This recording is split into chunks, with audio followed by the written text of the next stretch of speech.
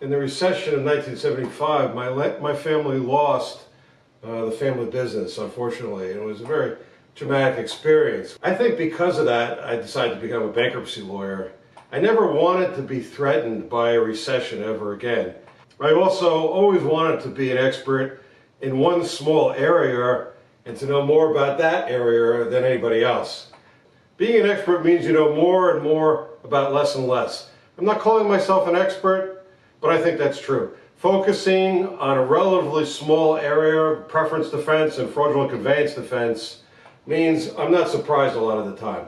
Specialization gives me a very high level of comfort that I can really help people resolve these cases and get the very, very, very best possible outcome.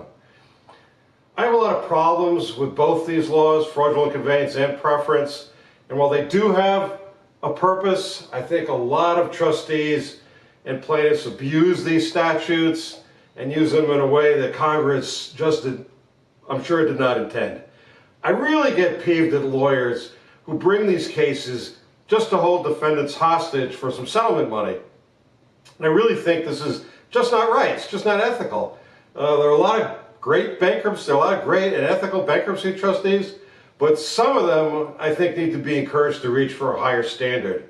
Also, as I argued in other videos, I just don't think that the preference laws work very well and are just unfair in a lot of different ways.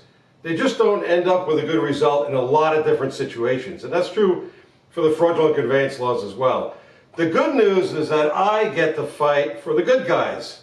I see myself usually as the underdog facing a much larger firm, and the firm often has millions of dollars in estate assets to finance litigation. So refusing to be intimidated and fighting back and winning is very important to me. It's a big part of my drive. I really love getting cases dismissed for zero payment. That's my goal, and I'm extremely proud and happy when we can get that done.